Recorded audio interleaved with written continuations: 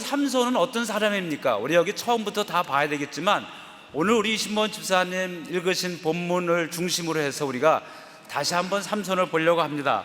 자, 여러분 한번 성경 다 찾으시고요, 사사기 16장 17절 우리 다 함께 다시 한번 피겠습니다. 삼손이 진심을 드러내어 그에게 이르되 내 머리 위에는 삭도를 대지 아니하였나니 이는 내가 모태에서부터 하나님의 나실인이 되었음이라. 여기 보니까 삼손은 모태에서부터 하나님의 나실인이 되었다. 그러니까 나실인이 되었는데, 나실인은 하나님의 일을 하는 사람이에요. 그 당시에 하나님이 부르셔서 하나님의 그 일터에서 하나님의 일을 한 사람들이 있었는데, 레위인이라든지 제사장이라든지 이런 사람들 하나님의 일을 했습니다. 그런 사람들은 특별히 다른 일들을 주지 아니하고 오직 하나님의 전에서 하나님의 일들만을 하게 했습니다. 그런데 나실인 역시 하나님께서 그의 백성들의 구원을 위해서 불러내셨지만, 나실인은 자기가 일을 가지고 있고 자기 하는 일들이 있으면서 하나님께서 특별히 불러서 하나님의 일을 맡긴 사람이 나실인이었어요. 그런데 여기 보니까 여기 삼손은 모태에서부터, 그러니까 이 세상에 나오기 전부터 하나님께서 하나님의 일꾼으로 하나님이 특별히 택하고 부른 사람이라고 하는 일입니다. 여러분, 그러니 태어나기도 전부터 하나님께서 미리 하나님의 일을 위해서, 하나님의 구원의 역사를 위해서, 하나님의 영광을 위해서 점찍어 놓은 사람이라고 하는 그런 면에서 볼 때, 여러분 삼손은 얼마나 영광스러운 사람이고 얼마나 복된 사람입니까? 여기 보니까 모태부터 나신인이 되었는데, 여기 나신인이 되었습니다. 그래서 만일 내 머리가 밀리면, 내 머리가 깎이면 내 힘이 떠난다 그랬어요. 그러니까 하나님이 택한 자는 하나님이 택한 자답게 살아야 되는데, 그것 중에 하나가 뭐냐면 머리를 깎지 말라라고 하는 거예요. 여러분, 머리를 깎고 안 깎고의 문제는 이 물리학적인 이 머리카락의 문제가 아니라 하나님 앞에 순종하고 하나님의 뜻대로 하나님이 택한 그 백성답게 하나님의 계획 안에서 하나님의 말씀 가운데 살아가야 된다라고 하는 것을 의미하는 겁니다. 그런데 여기 그렇게 삼손이 나신으로 태어나고 머리를 깎지 않고 하나님의 뜻대로 하나님의 말씀 속에서 하나님께 순종하면서 살아갔을 때, 여러분 어떤 일들이 일어났습니까? 우리 첫 번째 삼손에서 보았지, 많은 일들을 보았지만 하나만 얘기하면 어때요? 삼손이 온몸에 묶이고 말이죠, 자기 동족들한테 묶여가지고 이 이교도들한테, 블레셋한테 팔아 넘김을 당했잖아요. 동족한테 배반을 당한 거예요. 얼마나 이게 가족과 동족으로부터 배반을 당한 삼손은 얼마나 마음이 아프고 쓰리겠습니까? 그 마음에 한이 맺혔을 거예요.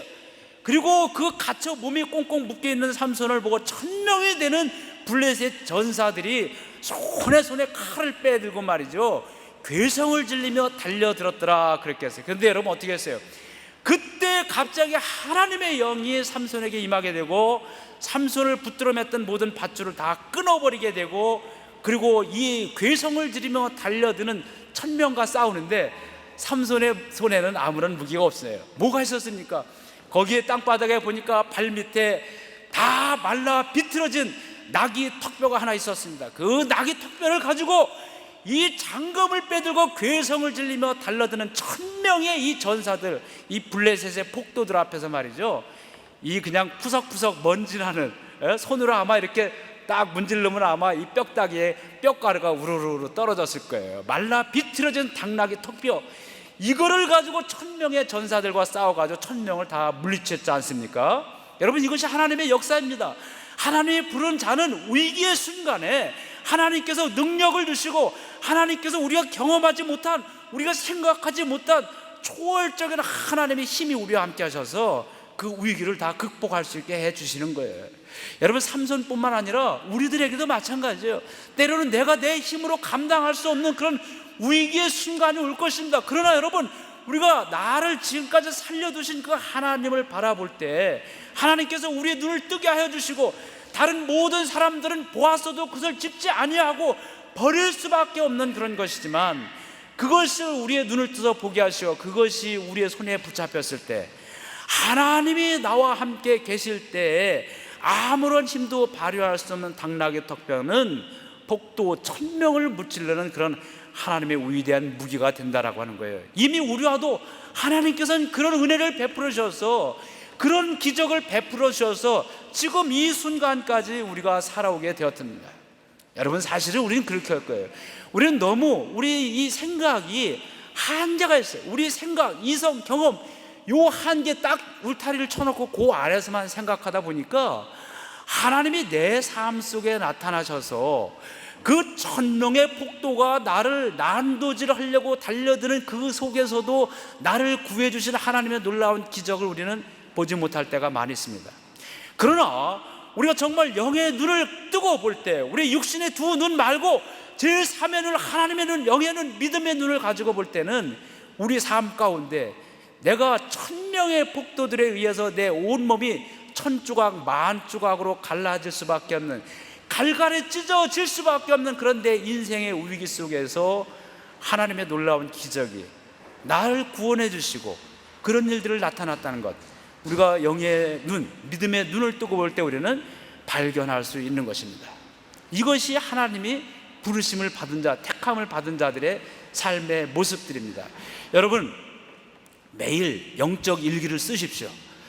여러분이 우리가 작은 것이랄지라도 영의 눈을 가지고 하나님을 바라보면서 하나님이 오늘 내게 베풀어 주신 기적, 하나님이 내게 베풀어 주신 은총을 하나씩 써 나가다 보면은요, 여러분, 우리가 하나님이 매 순간순간 나에게 해주시는 놀라운 그 기적, 구름 기둥과 불 기둥, 홍해를 가르시고 요단을 가르시고 여리고를 무너뜨리는 그 놀라운 일들을 우리는 매일 우리가 발견할 수 있는 겁니다.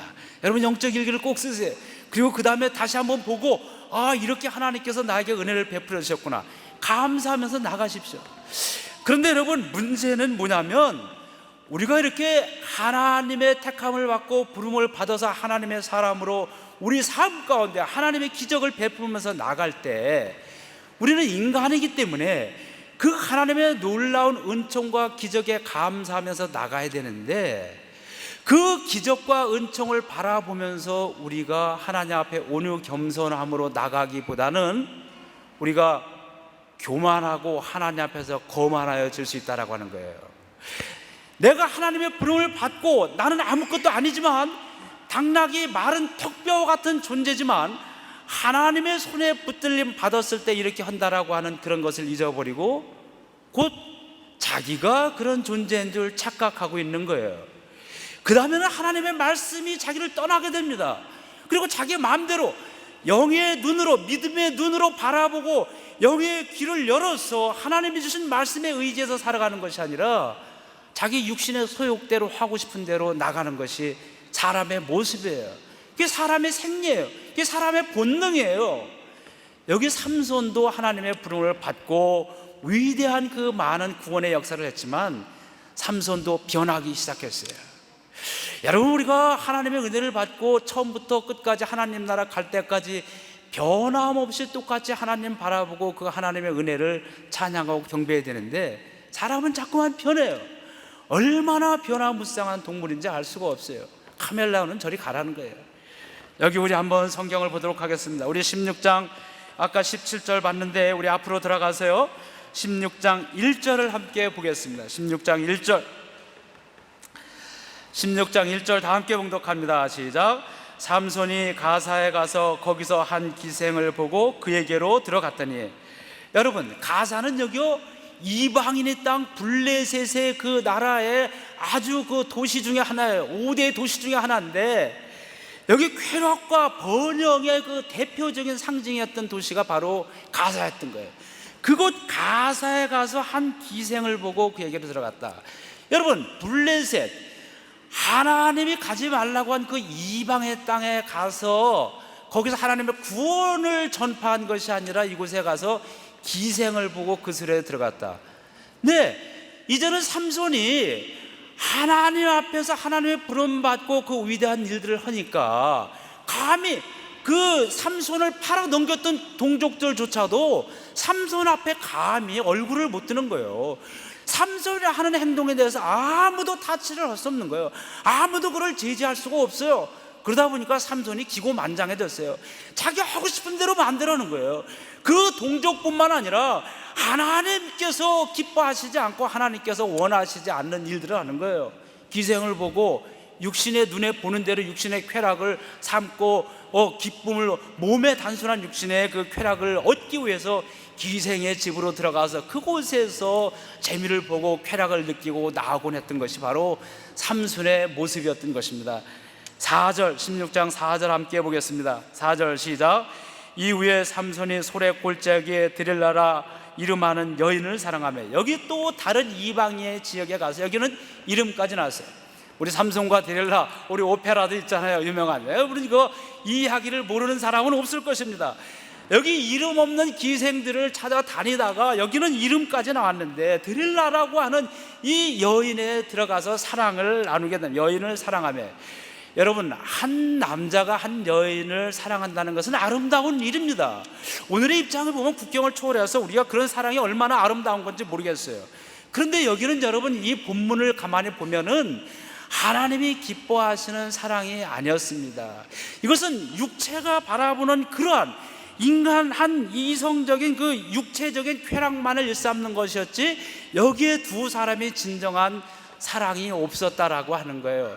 여기 그 증거 중에 하나가 보면은요, 여기 그 밑에 보니까 그 블레셋 사람들이 이 드릴라 여인에게 협상을 하는데, 너를 사랑하는 그 삼손을 우리가 잡게 해달라. 그러면은 너에게 이 많은 그 돈을 주겠다 하는데, 여기 보니까 얼마를 주냐면요, 이거 5절. 그를 결박하여 굴복하게 할 수 있는지를 알아보라. 그리하면 우리가 각각 은 1,100개씩을 내게 주리라.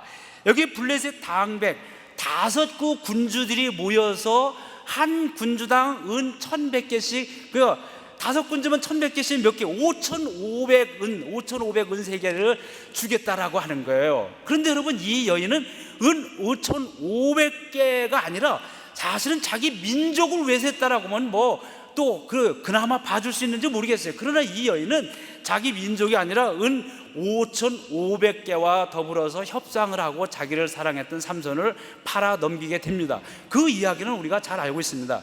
여러분, 은 5,500개는 얼마냐면요, 여기 은 한 세겔이 얼마냐면은 이 당시에 노동자 4일치의 그 노동비에 4일 열심히 일하면 은 하나 주는 거예요. 그러니 5,500개면은 여기 며칠이에요? 어렵죠, 계산이. 하여간 우리 계산하지 맙시다. 하여간 평생 이 사람이 벌어도 도무지 벌 수 없는 돈이었어요. 꿈도 못 꾸는 그런 돈이었어요. 그러니까 이 여인은 말이에요, 진정한 이 한 남자를 사랑하는 것, 아니면 자기 민족을 생각하는 것보다는 은 5,500개의 자기를 사랑했던 남자를 팔아먹은 거예요. 여러분, 이게 진정한 사랑입니까? 네, 이방 여인에게 가지 말라고 하는 것도 있지만, 더 나아가서 오늘 현대적인 의미로 다시 우리가 재해석한다 할지라도 이것은 진정한 사랑이 아닙니다. 돈을 주고 파는 거지요. 자, 여러분, 하나님께서 기뻐하시지 않는 일입니다. 성령을 근심되게 하는 일이에요. 결국 어떻게 됐습니까? 하나님께서 택한 자, 태어나면서부터 모태로부터 내가 너를 지명하여 불렀나니 너는 내 것이라. 하나님께서 이렇게 해주고 너는 내 것이 되었으므로 이렇게 살아야 된다라고 나시린에게 해준 그 언약, 나시린의 규약 중에 하나, 머리를 깎지 말라, 하나님께 순종하고 하나님께 복종하라고 하는 그런 의미예요. 그런데 그 하나님과의 맺은 비밀을 은 5,500개를 받고 돈으로 주고받은 이 여인에게 다 비밀을 누설해버리고 마른 거예요. 이것은 여러분, 이 삼손이 하나님의 부름받고 택함을 받은 사람이었지만, 이제는 그가 잘 나가고 그를 제지하고 말릴 수 있는 사람들이 없어지자, 그의 명성이 널리 알려지고 그의 힘이, 권력이 생기자, 하나님을 바라보지 못하고 하나님이 주신 사명, 하나님의 부름이라고 하는, 내가 누구인지라고 하는 자기 정체성을 잃어버리고 육신의 소욕에 따라 마음대로 행동했다라고 하는 것을 의미합니다. 여러분, 하나님의 부름받은 사람이 하나님을 잃어버리고 하나님을 떠나서 자기 육신의 소욕대로 살아갈 때 어떻게 합니다? 거기에는 허무와 비극만이 남을 수밖에 없습니다. 슬픈 비극적인 인생만이 남을 수밖에 없어요. 결국 어떻게 됐어요? 블레셋 사람들이 그를 붙잡아 가고 그를 조롱하기 시작했습니다. 자, 여러분 보세요. 20절 다 함께 봅니다. 여기 가장 성경 중에서 가장 슬픈 이야기가 나오고 있습니다. 16장 20절 다 함께 봉독합니다. 시작. 데릴라가 이르되 삼손이여 블레셋 사람이 당신에게 딜이 닥쳤느니라 하니 삼손이 잠을 깨며 이르기를 내가 전과 같이 나가서 몸을 떨치리라 하였으나 여호와께서 이미 자기를 떠나신 줄을 깨닫지 못하였더라. 네, 여러분 주보 앞면에도 있어요. 우리 성경 읽을 때 함께 읽으세요. 여러분의 읽는 소리가 여러분의 귀에 들리도록 읽으세요. 함께 읽어야 여러분의 소리가 여러분의 귀에 들리고 마음의 열매를 맺게 됩니다.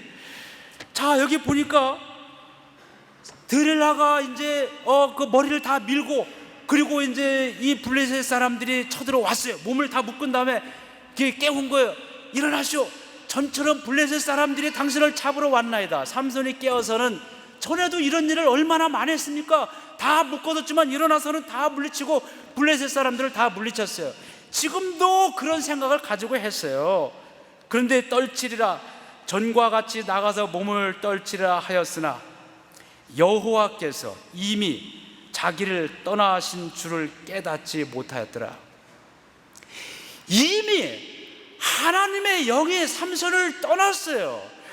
삼손이 가장 위기의 순간에 함께 하셨던 1000명의 폭도들이 장검을 두고 몸을 갈기갈기 찢으려 달려왔을 때도 하나님께서 영이 임해서 그 폭도들을 당나귀 턱뼈 하나로 물리치게 하신 하나님께서는 이제는 그 하나님의 말씀을 떠나서 육신의 소욕대로 살아가고 있는 삼손을 보시고 하나님께서 슬퍼하시면서 성령께서 근심하시면서 하나님의 영이 그를 떠나게 되었던 거예요. 그런데 여러분, 여기 정말 슬픈 것은 삼손은 하나님의 영이 이미 자기를 떠난 줄을 알지 못하였더라. 여러분, 이 말씀이 삼손에게만 주는 말씀입니까? 우리가 주여 주여 내가 주님 내가 함께합니다, 나와 동행하시는 줄 알고 있습니다 라고 우리가 고백하지만, 여러분, 우리의 믿음의 눈으로 우리의 영혼의 내면으로 들어가 봅시다. 어쩌면 우리는 하나님이 이미 나를 떠났는데도 불구하고 하나님의 영이 이미 나를 떠난 것을 알지 못하고 내가 경거망동으로 살아가고 있지는 않습니까? 많은 세상 사람들 하나님이 함께 하시지 않지만 그들은 하나님이 함께 하시지 않는 줄을 알지 못하면서 자기 마음대로 육신의 소욕대로 살아가고 있습니다. 하나님이 함께 하시지 않는다면 아무것도 아닌 우리 존재들, 하나님께서 내가 모태의 짓기도 전부터, 창세 전부터 나를 부르시고 택하신 그 하나님이 이제는 이미 나를 떠났는데 내가 알지 못하고 있다라고 한다면, 여러분, 이처럼 슬프고 비극적인 것이 어디 있겠습니까? 이 삼손이 그랬어요.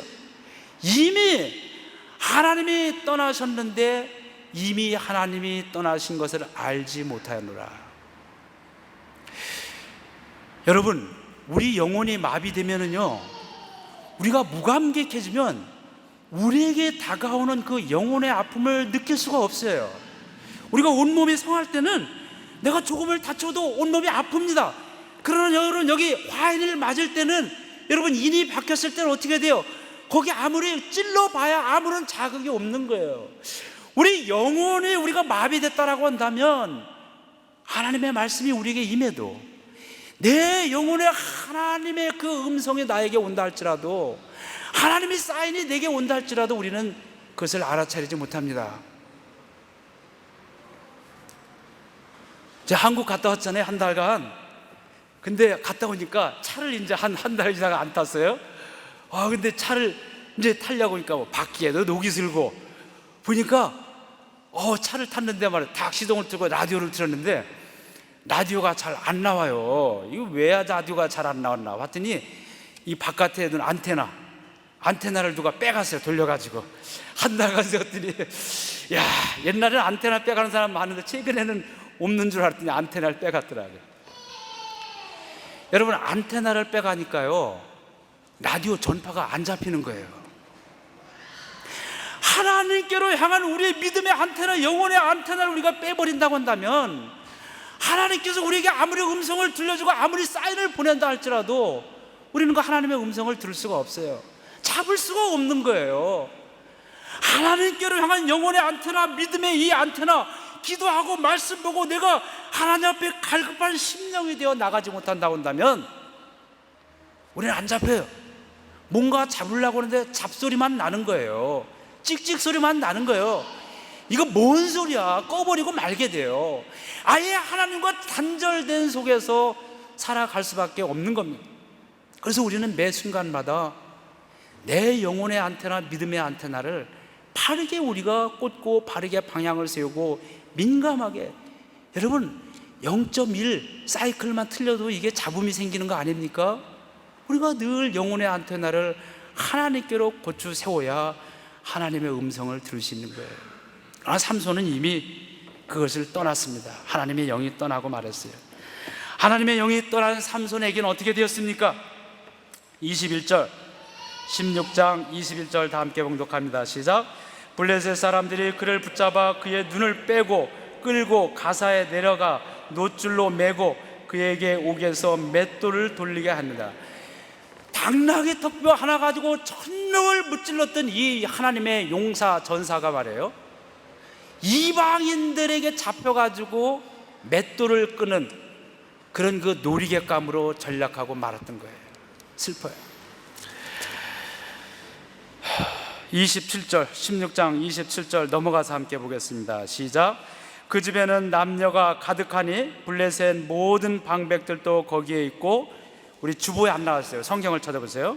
16장 27절 시작. 그 집에는 남녀가 가득하니 블레셋 모든 방백들도 거기에 있고 지붕에 있는 남녀도 3,000명 가량이라. 다 삼손이 재주 부리는 것을 보더라. 하나님의 택한 자, 하나님의 택하심을 받고 부름 받은 사람이, 하나님을 알지 못하는 사람들이 이 하나님의 사람이 재주 부리는 것을 보고 있다라고 하는 사실. 여러분, 여러분의 눈에서 불이 나오지 않습니까? 하나님의 영광을 나타내기로 예정되어 있는 자가 하나님의 영광을 나타내지 못하고 하나님을 놀이객감으로 삼아서 하나님의 택한 자를 그 택한 자를 재주 부리는 것을 보고 있더라. 여러분, 원수 마귀가 우리를 조롱하는 거예요. 우리 찬송에 저 원수 조롱하도다 찬송 있잖아요. 오늘 혹시 우리의 삶이 그렇지는 않습니까? 우리 하나님의 영광을 나타낼, 하나님의 구원과 하나님의 희망을 이 땅에 전해야 될 그런 그 하나님의 뜻을 가지고 우리가 이 땅에 살아가고 있는데, 오히려 그렇지 아니하고 그 원수 마귀들이 우리가 재롱 피우는 것을 깔깔거리고 보고 있다라고 한다면 여러분, 얼마나 이 슬픔이고 비극입니까? 여기 삼손이 지금 그렇게 얘기하고 있어요. 하나님의 영을 떠나서 자기 육신의 소욕대로 살아가는 사람은 바로 이렇습니다. 여러분, 어떻게 됩니까? 이 삼손이요, 그래도 삼손이 하나님께서 끝까지 붙들고 있었던 것은 그렇게 한순간에 자기 육신의 소욕대로 살아갔지만 삼손은 끝까지 하나님을 놓치진 않았어요. 그 재주 부리는 것을 보는 그 모욕과 치욕 속에서 삼손이 마지막 그래도 끝까지 붙들고 있었던 것은 하나님이었어요. 여기 18절 다 함께 보겠습니다. 18절 28절 16장 28절 다 함께 봉독합니다. 시작. 삼손이 여호와께 부르짖어 이르되 주 여호와여 구하옵나니 나를 생각하옵소서. 하나님이여 구하옵나니 이번만 나를 강하게 하사 나의 두 눈을 뺀 블레셋 사람에게 원수를 단번에 갖게 하옵소서. 여러분, 삼손이 마지막으로 찾은 것은 하나님이에요. 여호와께 부르짖었다고 그랬어요. 부르짖었다. 자기 실존 속에서 나오는 어찌할 수 없는, 이제는 아무것도 바라볼 것 없고 다시 인생의 맨 밑바닥으로 내려가서 하나님께 부르짖는 거예요. 그리고 뭐라고 했냐면 주 여호와여 구하옵나니. 주 여호와여, 자기 주인이에요. 나의 주는 오직 아도나이 하나님 당신뿐입니다. 여호와 하나님. 거기 보니까 나를 생각하옵소서 하나님이요 주 여호와 하나님이요.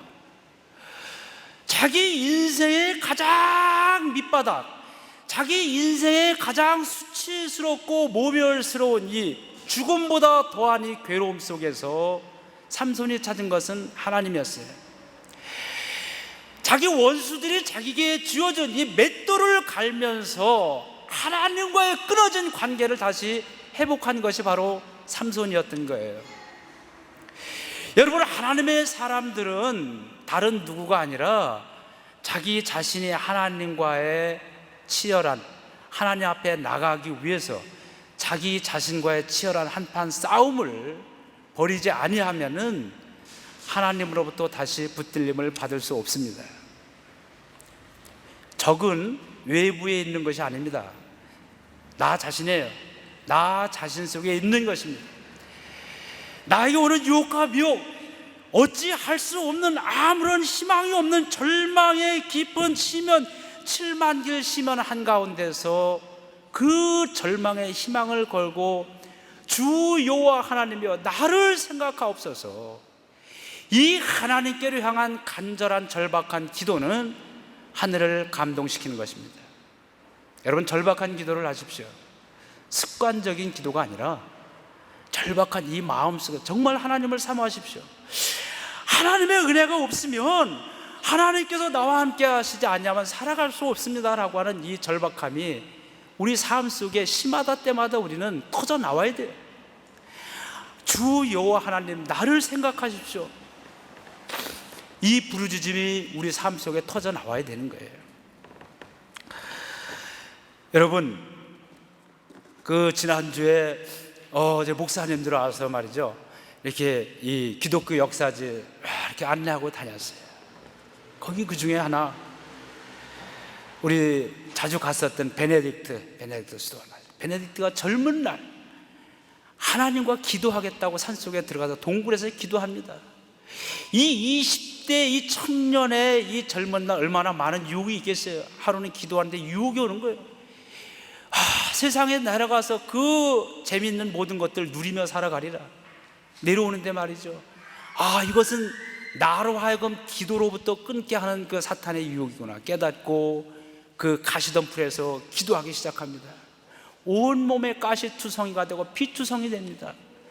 한참을 그렇게 피투성이가 되고 기도하고 나서 그 마음속에 평안이 찾아오고, 그 다음부터는 그런 그 육신의 유혹들, 소욕들이 다 물러갔다라고 하는 거예요.